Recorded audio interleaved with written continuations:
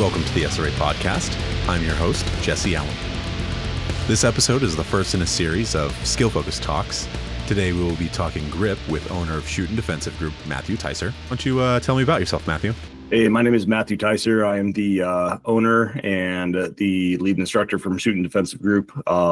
We do firearms training and safety for a lot of marginalized communities in the Pacific Northwest. I also shoot competition. I shoot USPSA, practical pistol, multi-gun, and I'll be shooting at High Desert Brutality this year as well. Awesome. Have you classed in USPSA? Yeah, MB. So, as I stated earlier, I brought you here to talk about grip. Why don't you tell me why grip is so important? Let's start there. So pistol grip is really important just due to the fact that, all right, I should preface this. Pistol grip is important for having your gun behave predictably and to have your gun act consistently. However, your ability to actually press back on the trigger without your gun moving is significantly more important. In some of my classes, I demonstrate this by having like the world's shittiest grip, like gripping several inches low behind or below the beaver tail, teacupping it, and still being able to rip like 0.3, 0.25 splits, with my holes being like, an inch or two apart. So yes, your grip is important in a sense of you want to grip it consistently, therefore the gun will behave predictably every single time you shoot it, which means that you can start shooting more predictably off of actually going fast. And the trigger press, though, your ability to manipulate that trigger, isolation of just your trigger finger is significantly more important than the actual grip itself, though. So how do people isolate that trigger finger and not induce sympathetic movement with the rest of their hand? So for a lot of people, especially when they first start out on range, like I worked at a shooting range for a while. A lot of the instructors would teach like really antiquated stuff and it just basically revolve and deteriorate into bullseye shooting. So just a slow, consistent pressure on the trigger until the gun happens to go off, right? I'm sure you've heard of like that like adage of like the gun should surprise you when it goes off is kind of that mentality and that like amount of pressure where it's just like, oh, the gun just went off. I do teach that for like brand new shooters, but my goal is to get people off of that as soon as humanly possible.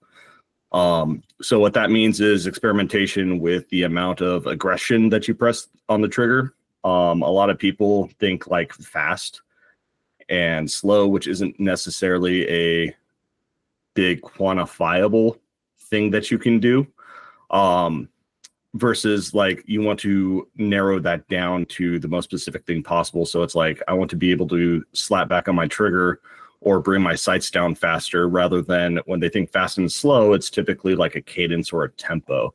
So experimentation with the actual trigger press. So like, again, that old adage of like slow, constant pressure on there. Think of it like the gas pedal on your car, right? You're going like 5 miles per hour, and then there's 10 miles per hour, there's 20.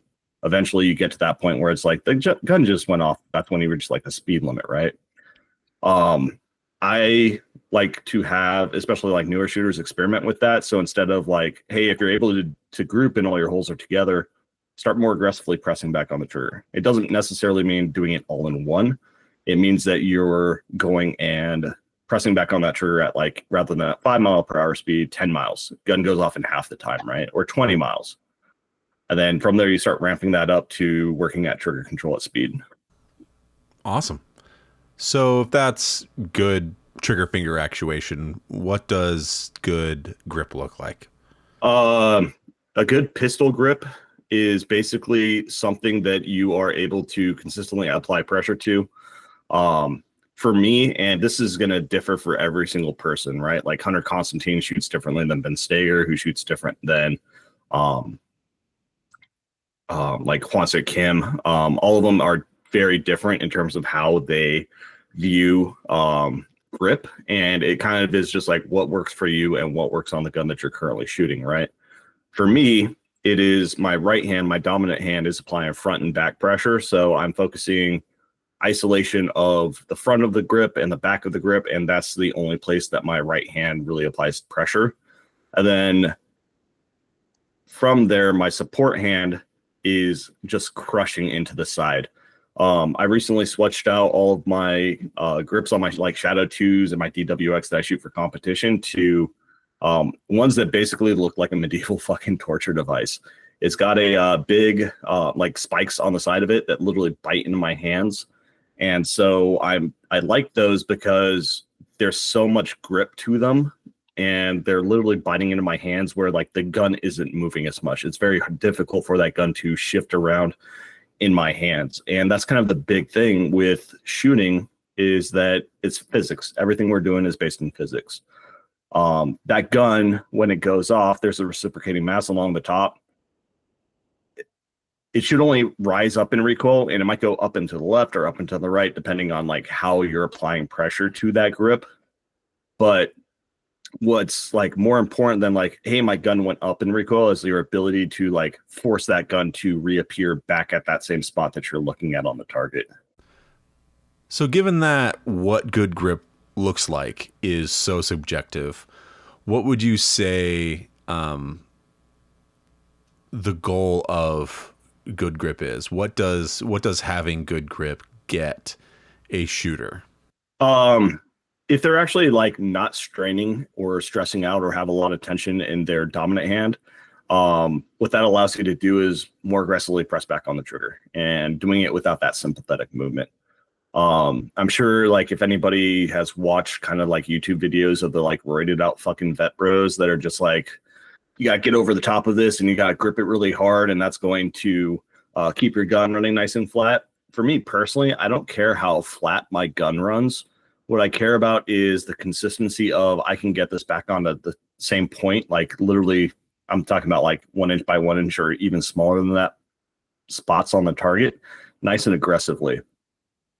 So having a consistent grip allows you to have the gun behave again consistently and predictably, but you're ultimately looking for like that isolation of just your trigger finger versus anything else.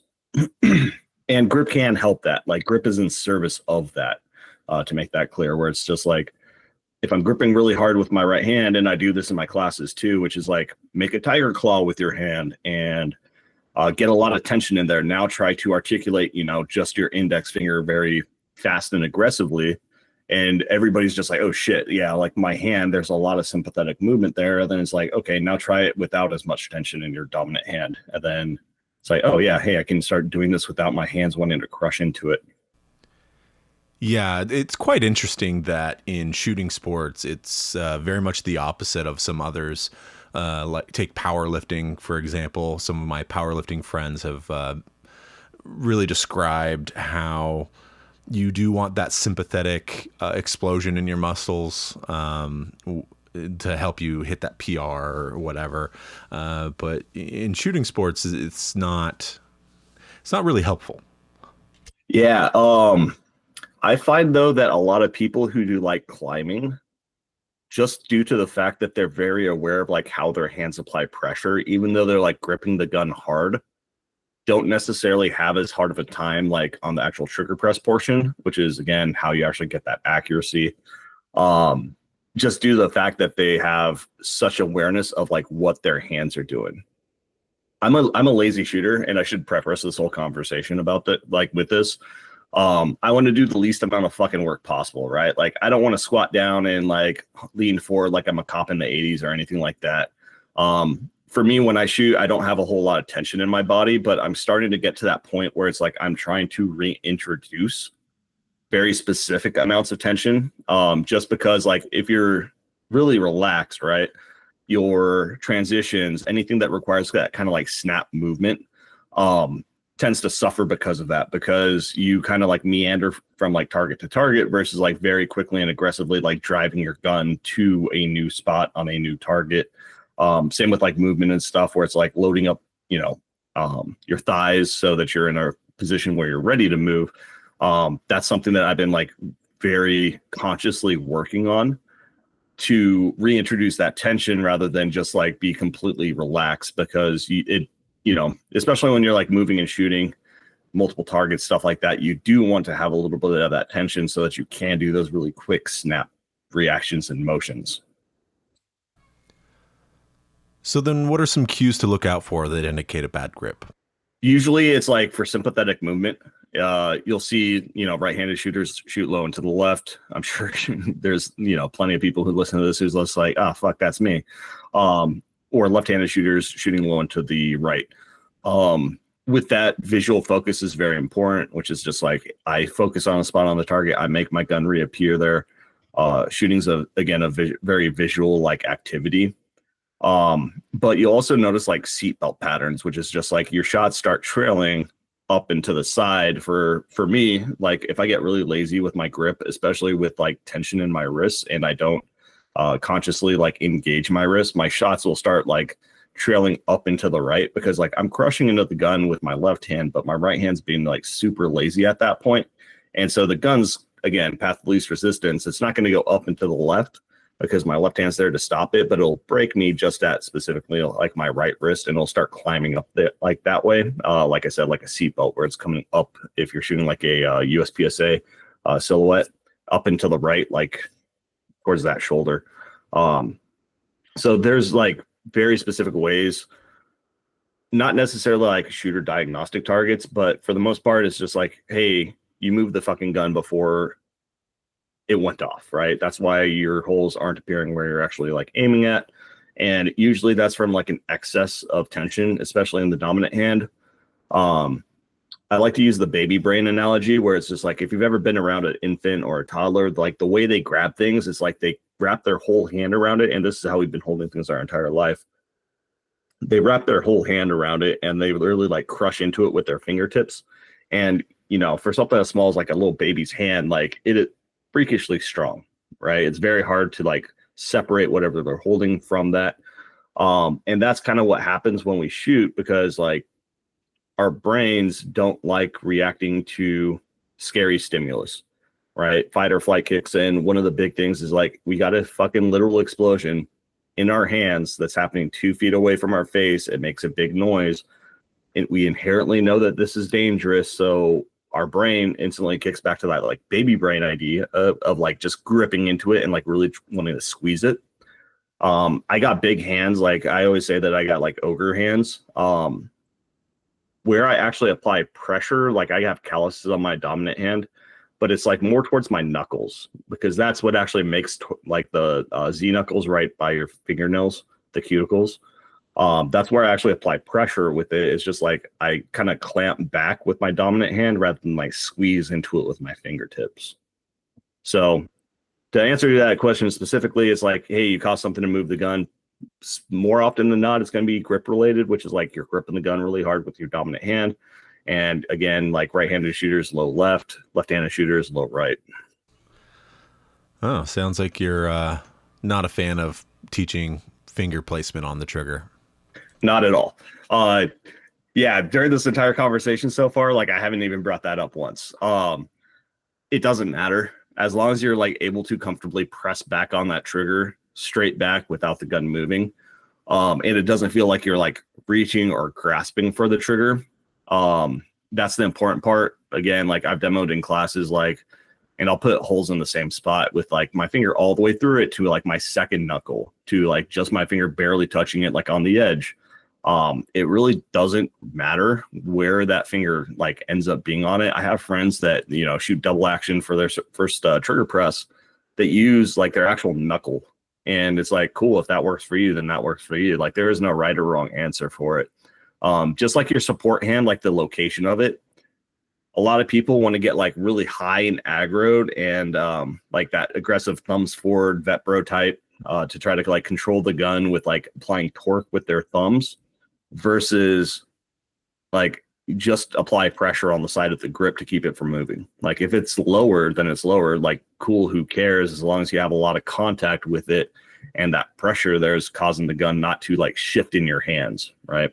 I think a lot of people spend a lot of time trying to think about that versus just like experiment, right? If you can rip splits with, whatever gun you're shooting, like change your grip a little bit, see if it works better, see if it doesn't. Is it easier to engage your wrist? Is it more difficult to? Do you notice like hand tension? Like I still want to actually grip the gun with my dominant hand, but I don't want to like just let it wiggle around, right? Like I want to actually apply pressure to it where it's just like firm handshake where it's not going to slide around. So FUD lore confirmed, myth busted. Yeah, 100%. It's like the shooting diagnostic targets where it's just like, I was going to ask about that one too. yeah, where it's just like, oh, hey, if it's down and to the left, and this is the reason why I fucking hate the Mantis, because it gives people the wrong things to focus on, which is like, yeah, it's down to the left. It's you're anticipating the shot, or like your fingertips not at the right part of the trigger. Far less likely than that, or far more likely than that, it's going to be like you're applying pressure or torque to the grip in such a way that you have sympathetic movement in your dominant hand, or even your support hand. Like if you are using your thumbs and you're like crushing into the side of the gun with your support hand, and you're using your thumbs to apply that torque on the side. It's not as common, but I've definitely seen people, push shots over to the right because of it, where it's like they press back on the trigger with their right hand, their thumb moves into it a little bit, and then their like right thumb presses into the left thumb, which causes the muzzle to divert, right? And so just being very aware. Caden, who I go to for classes, he's a GM USPSA shooter. He's a homie of mine. I remember a while back, he told me, like, you need to put your brain in your hands. And at that time, I was just like, the fuck are you talking about? Like, this sounds like some woo-woo shit. But really, he was specifically talking about just like, you are so conscious and aware of like how your hands are applying pressure, how they feel on there, that it needs to be really consistent that every time you do it. And like, the more consistent you are with that, the more consistent, your results will be. So I'm familiar with the Mantis's marketing, kind of it. I know it's a laser with an app. How does it work, and how does it give you the wrong feedback? Yeah, so I have an entire not the story thing, but the archive whatever on Instagram about like why the Mantis sucks and why I don't agree with it. Like I went through and I deliberately was just like, okay, I'm gonna grip around this entire gun and put pressure on the trigger, with my second knuckle and see what it says. But the diagnosis specifically on it, all it is an accelerometer that's on there. All it is telling you like, did your gun shift? Which is fine, which is like, it's cool. But you are far better like taking a lesson for that same amount of money. Like it's $180 for a fucking Mantis. Actually going to, a competitive shooter who teaches classes in your area, then trying to gamify your dry fire. Your dry fire anyways should be engaging. It should be kind of fun. And ultimately, especially if you shoot red dots, like it becomes very easy to analyze like what's going on. And it's 2025. We have the technology. Please use it for red dots. But yeah, like for their diagnostics, they'll be like too much trigger finger thumbing. Not enough trigger finger. It's just really bad in terms of like, again, all it is a glorified shot diagnostic target that ends up being, $180 that doesn't actually tell you what's actually going on with that. So it really sounds like the problem with it is that the app misdiagnoses or just generally gives spurious advice. Yeah. The app will actually go through and be like, okay, well, this is like how your gun moved around. And then it'll specifically be like, okay, this is the potential causes of that. But it's hardly ever, from my experience teaching numerous people, correct. Like the scores are cool, like fine, whatever, if you want to gamify your dry fire. But as a whole, like, again, for $150, you're better off just like throwing a red dot on your gun and learning how to read that, or going and taking a class from somebody who's actually like a competitive shooter. Yeah, we're both for just a bit more. Yeah, or both, preferably both. And so for those who can't afford a red dot, though, how would you rate a $20 laser snap cap from wherever? Spend that money on like 2 boxes of ammo.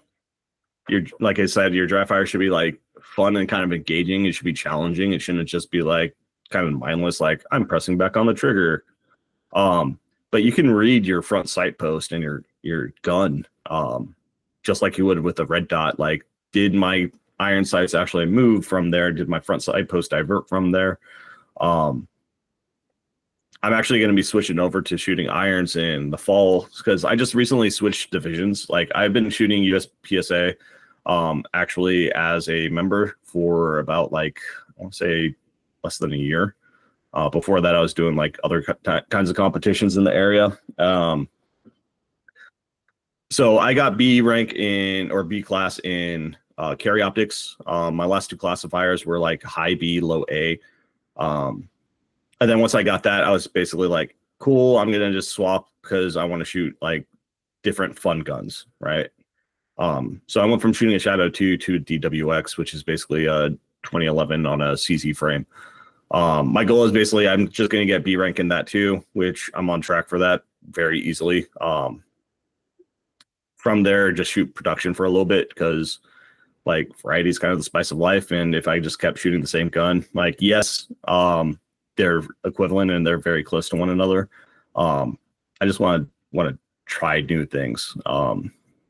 But to go back to your question, like those snap caps, those little laser cartridges are not worth anything. Like it's not really worth it, especially like the break on your trigger doesn't really matter. Like as you're learning, yes, it's kind of important. Just like the reset, like cool, there's a reset to the trigger. Just make sure your finger goes off the trigger enough to actually do that. You don't need to like write it forward after the gun goes off or anything like that. That's just going to actively hamper you in terms of your skill development. But like for a Glock, you can just get a little piece of cardboard, put it into like your ejection port to like not cause your slide to fully close. And then, you know, that solves the Glock dead trigger issue. Just mash back on it without your sights deviating from it. And that's like, it'll save you $20. Just dry fire, then go to the range and make sure that like, hey, what I'm dry firing actually working. All right. Well, tell me about how you build your grip from the draw. Terribly. So building your grip from the draw, basically, I just want to get my hands in consistent positions. So for me, especially if I'm shooting outside waistband, I'll always drop down my right wrist to a specific part where it's like touching the gun. And so that allows it. So my hand is positioned consistently and again, predictably in like the same location where like my hand just has to do the same motions every single time. From there, my support hand is, you know, kind of hanging out in front of my body, more towards the center versus like off to the left side, because I'm trying to get my support hand onto that gun as soon as humanly possible. And so ultimately with the draw, like, you know how the military, they do that whole like 1, 2, 3, 4 step thing where it's just like 1, your right hand touches the gun, 2, you come up to your chest, 3, you push out, 4 is like you press back on the trigger.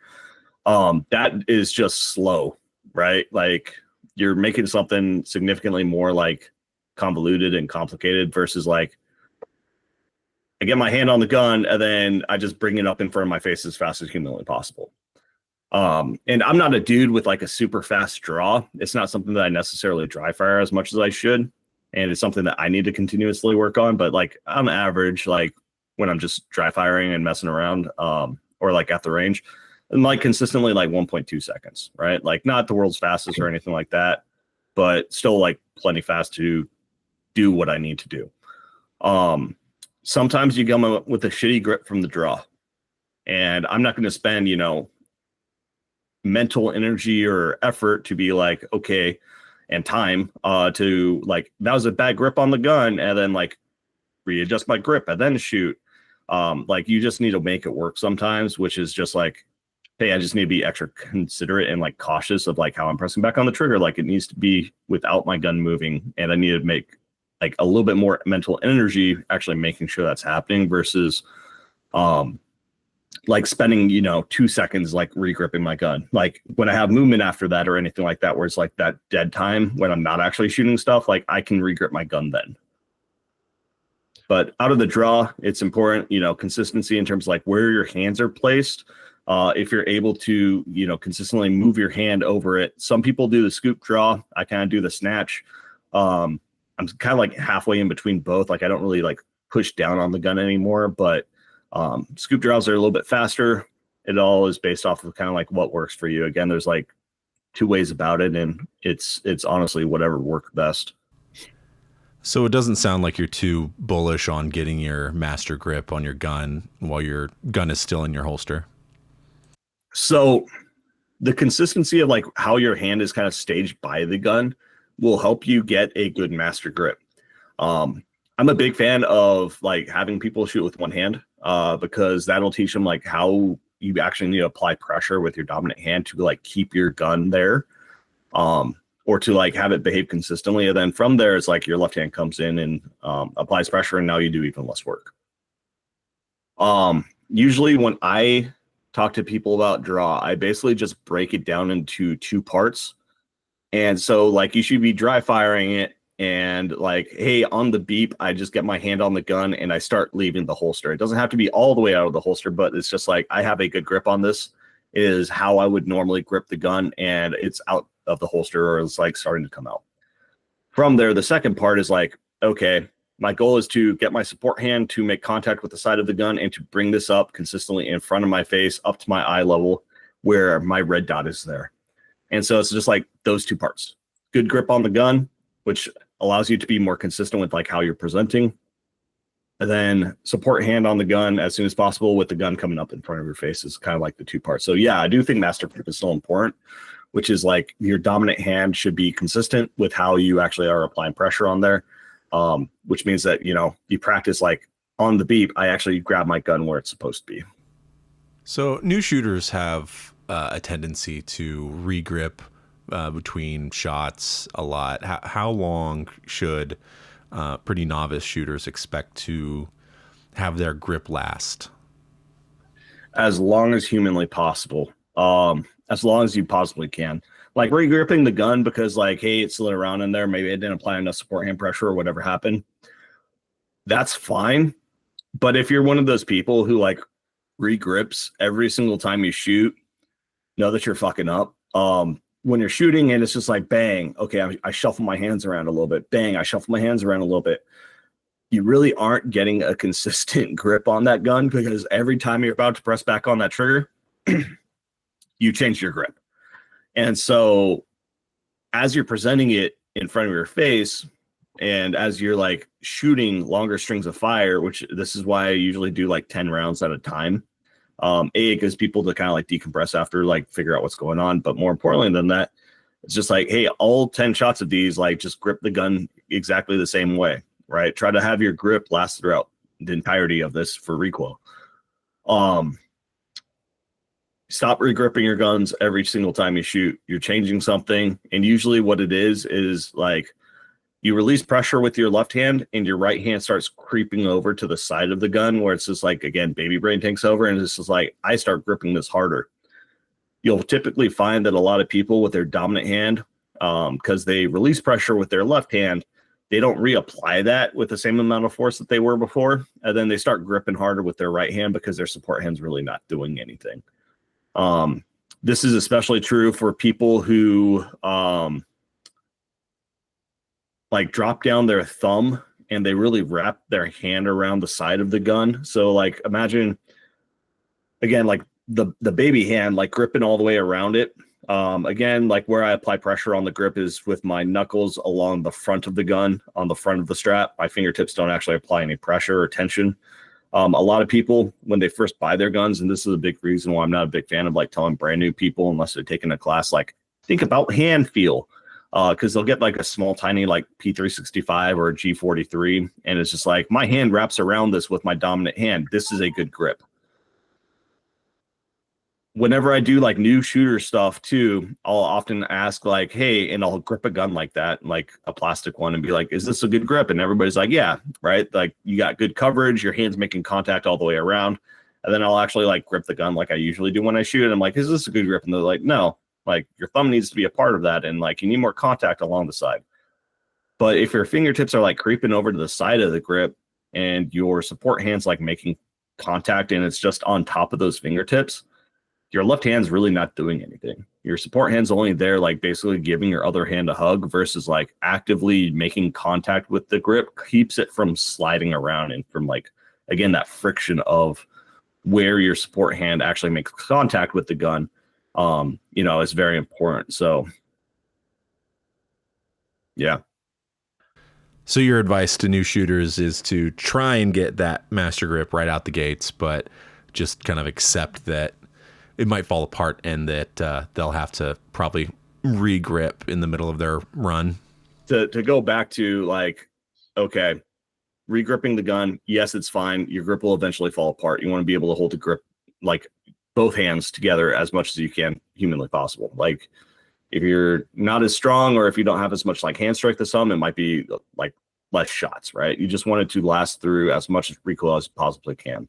Regripping the gun will cause you to, again, have issues with consistency, which is like every time for a lot of like newer shooters, after one round, they'll regrip the gun and like something changes. And then do it again and something changes again. So you just want to be as consistent as much as possible, which means the less regripping, in my opinion, is the better until it's just like that you know how your hands are supposed to feel and connect to that gun. And then it's just like, cool, yeah, I regrip the gun and it's back to what it should be. So what are some good drills to work on your grip? To work on your grip, as a baseline proficiency, I think 10-10-10 is actually very good.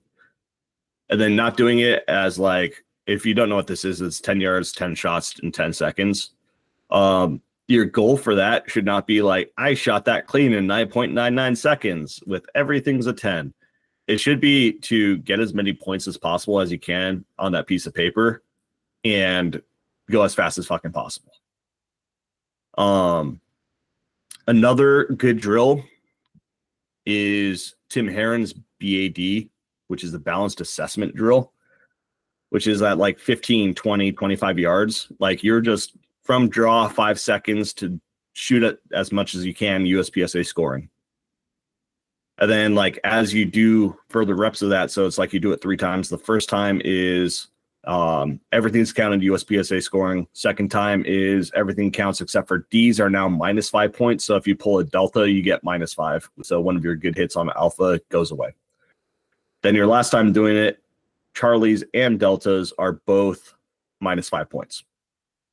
So you're trying to like shoot it as cleanly as possible, which means you have 5 seconds. I'm trying to rip as many shots as I can on this to get the highest score that I can while still shooting it like accurately, right?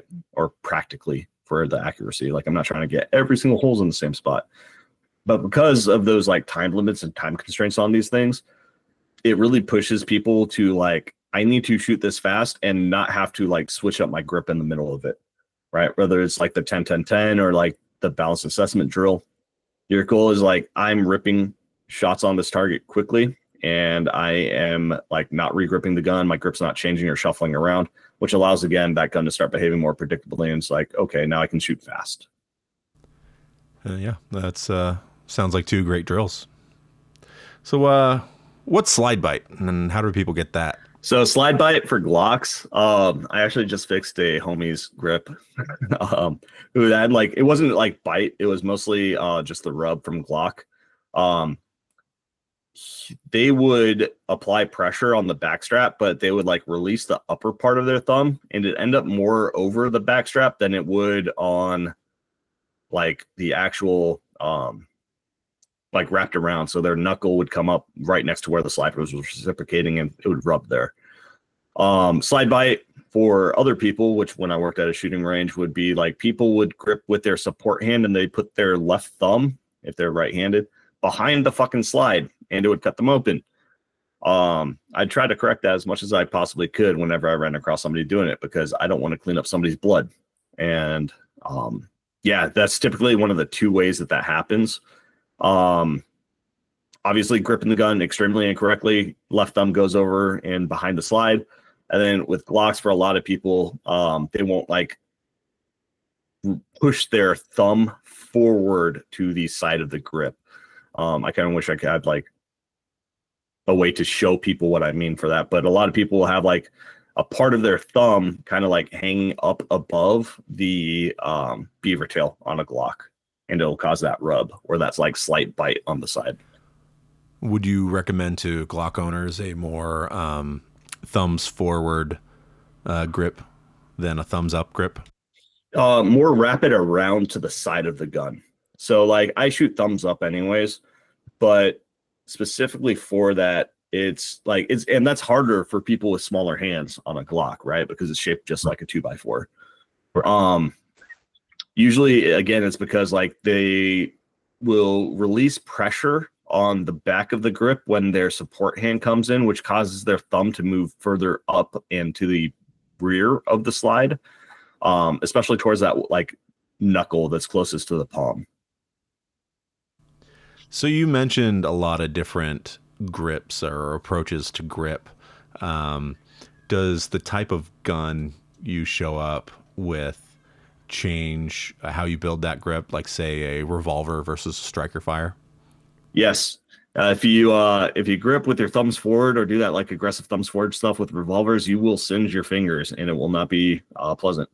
I don't really shoot revolver, so I'm not like, hey, this is how exactly you need to grip it. But I still think a lot of that support hand pressure along the side of the gun is still very important to like, keep it nice and consistent. But just due to the way, the grips and stuff are shaped, there might be some more nuances there. But again, I'm not a revolver shooter, so. Shame. You strike me as a cowboy action kind of person. Right? I shoot speed steel though. I just think it's stupid and fun. Yeah, wearing a big hat and chaps. So how can people take a shooting class?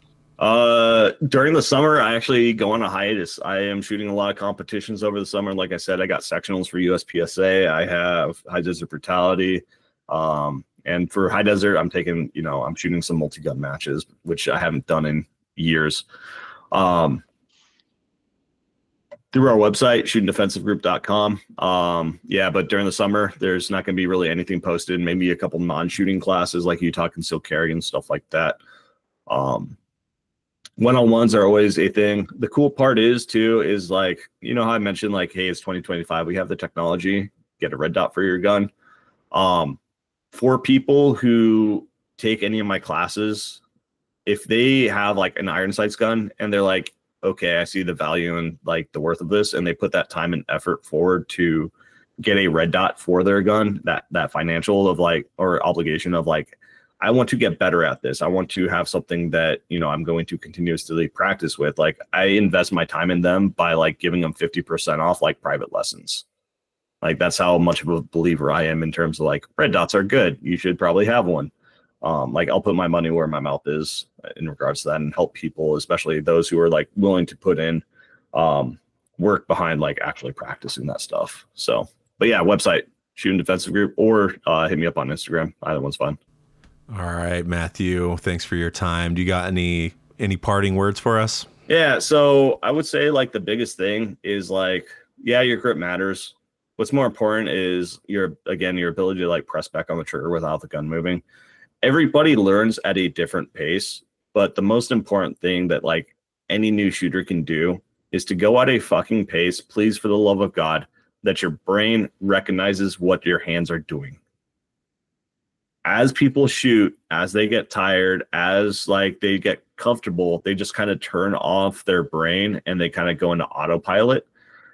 And like during classes, I'm not trying to be a dick or like be rude to somebody when I'm like, hey, you're doing this. I specifically do that so that their brain recognizes that that is happening, because a lot of the things that happen when we shoot tend to be unconscious decisions. A lot of people who are like re-gripping the gun every time a round goes off don't necessarily realize that they're doing it. So the only way that you can fix that and to make that correction is by actually going and like making it conscious that, oh yeah, I am. So I need to consciously think about like gripping this consistently and not having the gun, shift around as much, or like shift my hands off of it or re-grip the gun. So going at a pace where it's like my brain actually recognizes what's going on. And then from there, staying, again, brain in your hands, mentally aware of like what your hands are doing as you're learning. The speed stuff, you can pick that up really quick. That'll come as long as like you have a good like conscious effort and like your brain is in your hands thinking about this stuff as you're doing it, the speed stuff comes easy, right? And then again, for the speed, again, it's relative. Trigger control at speed, though, is one of the best things you can do, which is like on the beat, mash back on the trigger. Do it without the gun moving. Great. Now do that plus one shot returns. Now do that and do one shot returns. Then on, when your dot comes back, press the trigger the second time. That's how you start shooting fast and accurate, right? Then the speed actually doesn't come from like counting like 1, 2, like, okay, yeah, that was a half-second split. It comes from your brain actually picking up what's happening with the dot. Like my dot comes back to the window. Therefore, it's just like, cool, good, press back on the trigger again, just like I do at trigger control at speed. Instead of that auditory cue or command to press on the trigger, it now becomes a visual one, right? So your brain starts picking up on those cues faster as you do this stuff. Shooting fast and accurate, like there's a big difference between the two, right? Where it's just like, I can mash back on the trigger all I want. And then at the end of the day, if you aren't actually hitting your target, right? Like it doesn't matter how fast you press back on the trigger. Having your brain start picking up, like my dot comes back to that same exact spot in like 0.35 seconds. That is awesome. Like that's great. That's where my brain starts like feeling like this is kind of glacial, where it's like my brain can track the dot, come back to that same exact spot, become a solid dot again and press back on it. And so the actual like speed comes from those different confirmation levels, right? So it's like confirmation 4 is like you are literally bagged up and you're just doing that slow, continuous trigger pressure, gun goes off. Confirmation 3 is my dot is there and I press back on the trigger. Confirmation 2 is like, instead of my dot actually fully resetting and becoming a dot there, I just see a red streak or a red flash from my dot over the top of the target. Cool, that's when I press back on the trigger. And then confirmation 1s are like completely predictive, like press back on the trigger twice with one sight picture, your hole should go. If your grip's consistent, where you're looking at, or at least very close to it. Yeah. A lot of people, I think, need to get fast and slow out of their head. Train your brain to start processing information at a higher level. And that's a very, very hard one to do, because that actually requires you to go out and to shoot and to continuously practice this stuff.